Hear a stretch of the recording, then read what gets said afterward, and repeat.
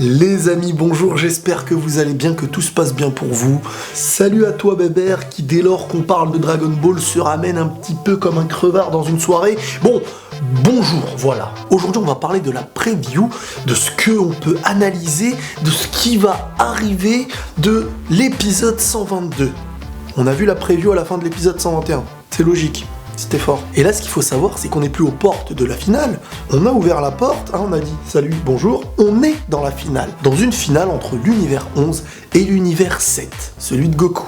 Le 11, celui de Jiren, Toppo et Dispo. L'avantage du chiffre est à l'univers 7, car celui-ci est composé de Goku, Vegeta, Freezer, C17 et Gohan. 5 contre 3. Et donc, avant d'analyser les images de la preview, la logique veut, de ce qu'on a pu voir déjà, je ne spoile rien du tout parce que je ne lis pas les spoils. Déjà, faut en être convaincu, j'analyse le prochain épisode uniquement par rapport à ce qu'on a vu de la preview. Donc, n'aie pas peur, Jean-Jean, je te vois t'enfuir à écouter d'une seule oreille. Tu peux te déboucher l'autre. Donc, la logique de ce qu'on a vu voudrait que Goku, Vegeta, se chargerait de Jiren. Freezer a l'air d'affronter Dispo et bien entendu, Gohan, C17 serait sur Toppo. À mes yeux, c'est un sans faute. C'est top. Comment risque de se dérouler la manière de voir le prochain épisode, même si on sait que ça va quand même tourner beaucoup autour de Vegeta et de Jiren, on va avoir un petit peu de Goku, mais le début de chaque côté. Et j'ai envie de dire les affrontements en forme d'équipe qui vont se faire. Est-ce qu'il va falloir se donner à fond dès le début ? Est-ce que les stratégies seront prises en compte ? Parce que je me dis, ils sont 3 en face, et ils ont quand même le désavantage du nombre. Est-ce qu'il y aura des disqualifications rapides, ou est-ce que ça va durer vraiment sur du long terme, et on aura quand même, pendant un long moment, 5 contre 3 ? Comment ça, t'aurais proposé un match nul, Bébert ?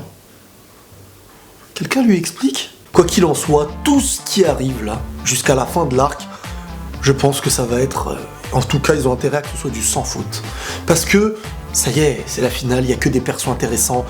Tout ce qu'on peut voir est propre et beau. Analysons les images de la prochaine preview. Alors au départ, ça a l'air d'être même le tout début de l'affrontement Goku contre Jiren. Et pendant que Goku affronte Jiren, on a Vegeta qui essaye derrière. Bon là, il n'y a plus de côté chevaleresque et tout ça. Là, c'est clairement, si on peut le balayer par derrière et lui mettre une patate devant, oh, ça, on va pas se gêner. Hein. Donc là, on voit vraiment Vegeta par derrière. Ce qui me dérange, à première vue, hein, parce que moi, je suis quand même un pro Vegeta, c'est de voir Vegeta derrière qui arrive et qui se mange une... Tu vois quand des fois il y a des mouches qui arrivent derrière toi, t'es comme ça là. Et ben là c'était pareil, Vegeta c'était la mouche. Et là j'ai pas été satisfait, mais... Hein, je n'étais pas au bout de mes surprises. Malgré que Vegeta se mange le coup, il retombe derrière, mais voilà, tu vois, sa fierté Saiyajin toujours présente, il repart dessus. Et au fur et à mesure du combat, de ce qui va se passer, je pense que celui-ci va... éveiller quelque chose. Je ne parle pas d'un éveil de je sais pas quoi, mais je pense que sa forme Saiyajin Blue, il va la maîtriser mieux. Et c'est peut-être que ça va être le premier à l'avoir maîtrisé de cette manière-là.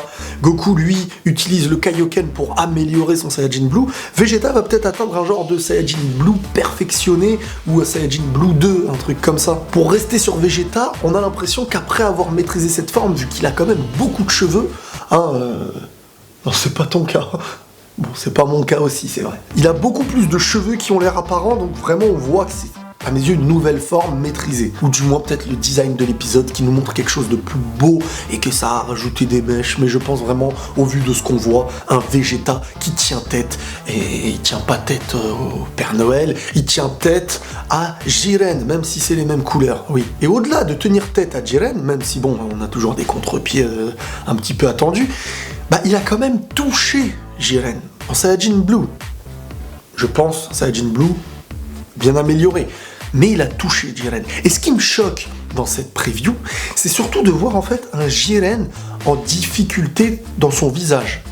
On le voit vraiment en difficulté, mais au-delà de cette difficulté, et au-delà que Vegeta l'a touché, même à un moment donné, on voit Goku qui se protège des coups contre Jiren avec le sourire.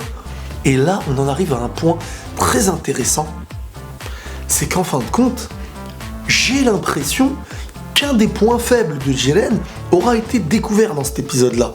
Ou peut-être tout simplement que Jiren ne se donnera pas encore réellement parce qu'il se préserve encore jusqu'à ce que... Enfin, je sais pas, mais Moi j'ai vraiment l'impression qu'on commence à découvrir un petit peu Jiren et ses points faibles, parce que c'est toujours comme ça, hein.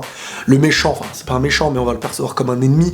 L'ennemi qu'on voit la première fois a l'air d'être imbattable. Tu fais ce que tu veux, il te défonce. Et au fur et à mesure qu'on le voit, il devient un peu plus vulnérable. Ça c'est dans le scénario, dans les manières de faire, parce que plus on est habitué à voir quelque chose, plus ça y est, on n'est plus dans le devoir de choquer le mec qui regarde. Et au fur et à mesure où on avance, il deviendra plus faible à nos yeux, et malheureusement, s'il finit par être l'ami de nos camarades, il deviendra un petit peu... Il n'est plus la plus grande menace. Pour être une menace dans un animé, il faut montrer le danger. Pour le danger, il faut sa force, etc. C'est un petit peu comme Vegeta, Piccolo, Hit, et tout ça. En début, imbattable, et petit à petit, battable. Quand il devient ami... Alors on doit battre des gens plus forts, des nouveaux ennemis. Et ben là avec Jiren, j'ai l'impression que ça y est, on est dans la période où on va trouver des points faibles, où on va pouvoir le toucher, où on va être dans l'espoir de quelque chose, mais... Parce que là, on nous vend du rêve avec Vegeta. Hein, c'est l'épisode de Vegeta. On nous a montré trop de choses à son avantage, je trouve, dans la preview. Donc, j'ai un petit peu peur d'une chose, c'est que, ouais, super, il avait quelque chose, il est pas mal, il est fort et tout. Regardez cette image. C'est la boule de Jiren, ça, si je me rappelle bien, celle qu'il a foutue à Kale et à Hit. Est-ce que Vegeta va y survivre, si réellement... Parce que si on nous fait sortir Vegeta sur un épisode, après nous avoir fait une mini gloire en attendant je sais pas combien d'épisodes pour en arriver là, alors qu'on a presque rien vu de lui, ça ce serait vraiment méchant. Moi j'aimerais bien que Vegeta ce soit lui l'un des derniers qui reste. Tu vois ça, parce qu'il a le caractère sur lequel on peut jouer de sa victoire. Genre t'imagines, il revient, c'est Vegeta le victorieux qui joue sur le chantage avec Goku en disant désormais je suis le meilleur. Tu vois, il se met dans le coin comme ça, il est en mode ce serait classe, ce serait beau, ce serait mignon. À l'inverse de toi, bébé, oui. Comme je vous ai dit, Jiren a l'air d'être en difficulté. Est-ce qu'un point faible a été découvert? C'est là la question. Goku, Vegeta contre Jiren. Est-ce qu'il faut la fusion? Est-ce qu'il faut ceci, cela? Non, je pense qu'on va pas réutiliser les mêmes ingrédients, ce serait moche. On ne bat pas à chaque fois le même ennemi d'un arc à l'autre avec le même délire. Même si avec Black Goku et tout, c'est pas Végétaux qui l'ont tué, je sais, mais bon. Une question qui revient, c'est est-ce que Vegeta aura l'ultra instinct? Parce que celui-ci veut s'éveiller à l'obtenir. Et moi, je pense... En tout cas, je m'étais dit, après j'ai toujours, tu vois, on a toujours des moments de oui, non, en fonction de ce qu'on voit. Vegeta, pour moi, devrait éveiller un truc propre à lui. Ça aurait plus de sens et ce serait plus beau. Mais il faut qu'il reste quand même toujours un petit peu, on va dire, dans la même longueur d'onde, on va dire, que Goku. Parce que si, ça y est, il n'y a plus de... Ça y est, s'il devient comme Piccolo, Tenshinhan et tout, ça n'a plus de sens. Donc Vegeta se doit d'affronter les ennemis avec Goku, comme Gohan pourrait le faire actuellement, mais on va revenir sur Gohan, C17 et Freezer après. Et est-ce qu'il va s'éveiller à l'Ultra Instinct? Je sais pas. Mais au vu de ce qu'on voit de Goku, vous voyez Goku, la dernière image qu'on nous avait teasée quand il est torse nu, avec l'Ultra Instinct bleu et du rouge autour de lui, un genre d'une... Comme si vraiment, voilà, là ça a l'air d'être clair, il maîtrisera l'Ultra Instinct complet. C'est-à-dire quand je dis complet, c'est vraiment, il le maîtrisera entièrement. Là il a l'air de s'éveiller doucement, mais sans réellement tout maîtriser, parce que on avait aperçu Whis qui disait, pour l'instant il est très rapide et tout ça, mais pas très puissant. Mais ça ne veut pas dire que, même si beaucoup de gens l'ont sorti à des moments où peut-être que j'ai même pu répéter certaines choses d'eux, que Vegeta aura l'ultra instinct puissance et que Goku aura l'ultra instinct défensif, rapide, etc. Sauf qu'en fait, c'est pas que l'ultra instinct existe de plusieurs manières, c'est que chacun l'éveille en fonction de ce qu'il est, si réellement Vegeta devait l'éveiller. Donc si Vegeta l'éveillait en fonction de ce qu'il est, c'est l'attaque, parce que Vegeta on le connaît qu'il est plus dans l'attaque que dans la défense. Et peut-être que Goku l'éveille en fonction de ce qu'il est lui aussi, quelqu'un de plus stratégique on va dire dans un combat, et moi je fonce la tête baissée. Ça ne veut pas dire que l'ultra instinct est différent, ça veut tout simplement dire que la personne qui s'éveille à l'ultra instinct s'éveille en fonction de ce qu'il est et il ne le maîtrise pas encore entièrement. Si Goku le maîtrise entièrement, peut-être que la forme bleue et rouge se verra donc apparente. C'était le petit clin d'œil ultra instinct. Voilà. Bref, on a quand même Vegeta qui met un vrai coup de pied à la Jean-Claude Van Damme des beaux jours. Goku Ultra Instinct qui ne l'a pas touché. Vegeta qui le touche. C'est pour ça que je suis dans l'optique de dire qu'un point faible a été découvert. Ouais, obligé. En tout cas, je pense. ou l'éveil de Vegeta, parce que Vegeta, on se rappelle quand il est dans une colère noire, hein, vous rendez-moi ma Bulma, ne touchez pas Bulma, comment as-tu osé Bulma, bref, tu te rappelles, dans le film avec Beerus, il a quand même mis de la difficulté à Beerus, et sur le coup, il était dans un pouvoir incroyable. Est-ce qu'il s'était éveillé à l'Ultra Instinct à ce moment-là? Calme-toi, bébé.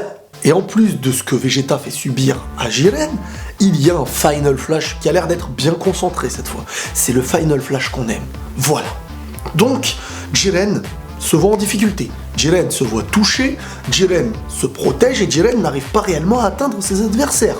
Donc, là, il y a quelque chose avec Jiren, quelque chose qui va pas, il a pas pris ses cachets, le garçon. On va revenir maintenant à Freezer. Et avant de parler de théorie, est-ce qu'il a l'Ultra Instinct comme j'en ai parlé dans la vidéo, hein, j'ai évoqué une théorie qui pourrait être plausible, on va parler en fonction de ce qu'on connaît et de ce qu'il peut y avoir.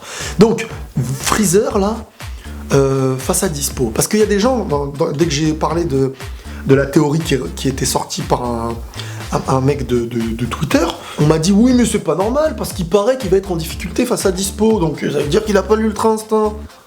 Mais j'ai envie de te dire, attendez, mais les gars, attendez, s'il vous plaît, mais comprenez quelque chose. Vous pensez réellement que la finale elle va se passer comment? Que Goku, Vegeta vont arriver, ils vont défoncer Jiren, que Freezer va arriver, il va défoncer Dispo, et que C17 et Gohan, ils vont défoncer Toppo et c'est fini?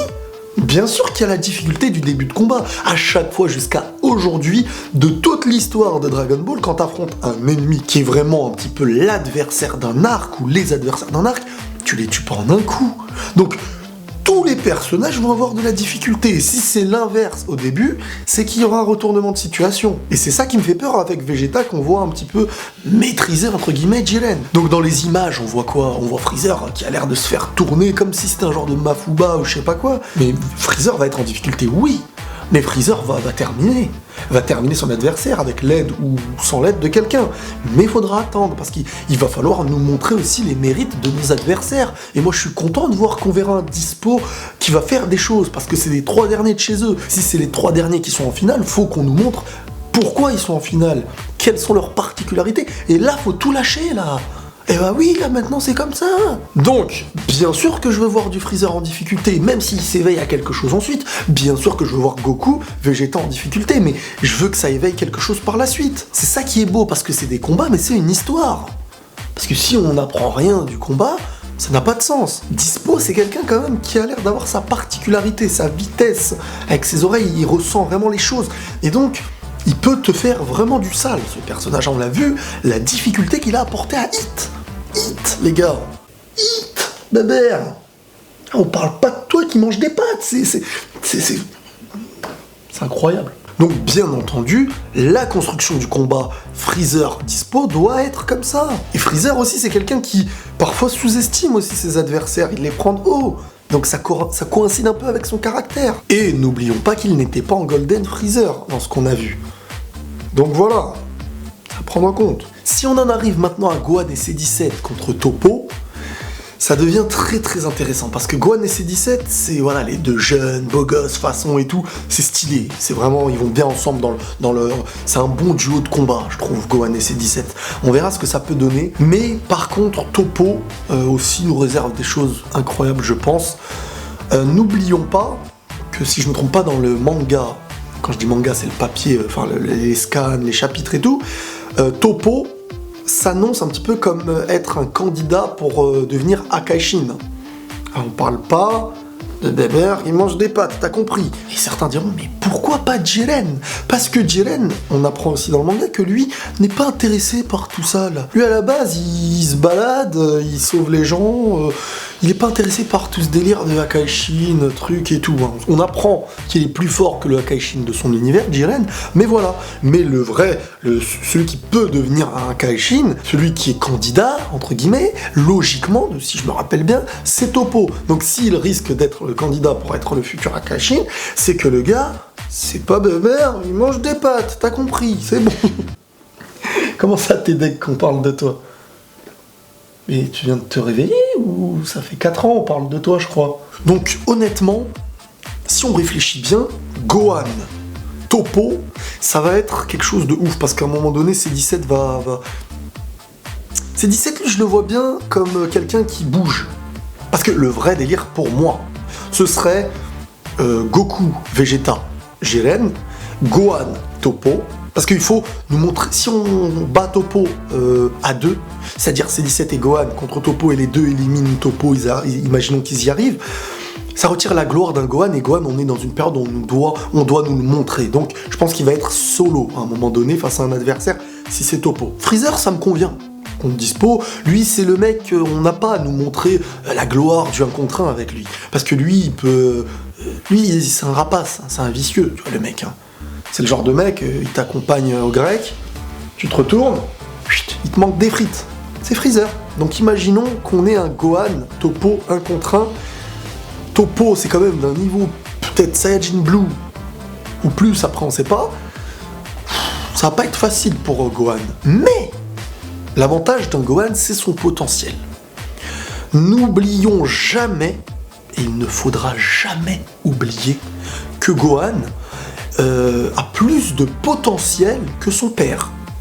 Si Goku s'est éveillé à des choses, eh ben Gohan peut s'éveiller si les démarches sont faites et sont les bonnes. Mais la colère, et voilà, en plus il y a pas longtemps on a revu l'épisode face à Cell, rappelez-vous, il peut faire la différence face à son adversaire, mais Gohan ça va tarder. Je pense que l'avantage sera sur Toppo, et ça va péter un câble à un moment donné, et c'est là qu'il va... Parce que Toppo, on va nous le montrer comme il faut, parce que c'est un vrai personnage lui aussi. C'est pas un rigolo. Toppo Jiren, c'est vraiment les deux plus forts de l'univers 11 et du tournoi, sans compter les délires hit, tout ça, là, vraiment. Bref, on va pas faire de calcul, parce que sinon, il y aura Jean-Jean, scientifique commentaire, qui va arriver. Tu t'es trompé, c'est pas exactement le plus fort. Selon le wiki Dragon Ball, il serait le 3e de l'univers. Calme-toi. Concernant la fin de ce tournoi, la logique voudrait quoi ? Il n'y a pas de logique.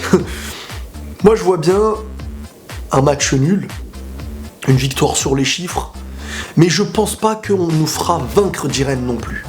À part si on ne veut plus nous le montrer par la suite.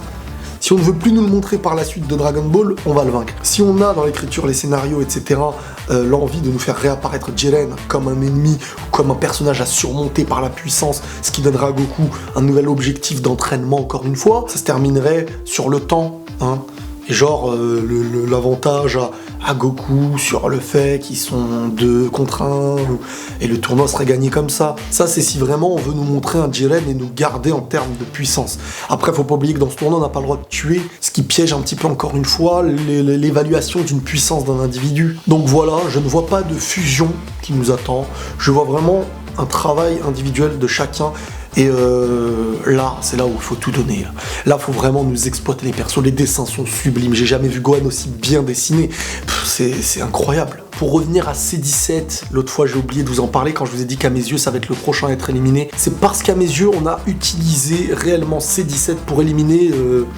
l'autre, la Ziza, là, je sais plus comment ils s'appellent, l'imitation à Chiak, là, dans la demi-finale, entre guillemets. Donc, si on a utilisé C17 pour vraiment terminer en beauté les choses, c'est que ça y est.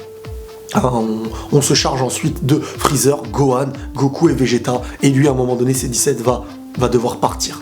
Va devoir être éliminé, parce qu'on l'a exploité correctement, et c'est vrai. S'il arrive à faire quelque chose de très beau aussi, avant de perdre, genre il emmène quelqu'un avec lui dans sa défaite, on peut dire qu'il a fait le tournoi parfait, inattendu de tous.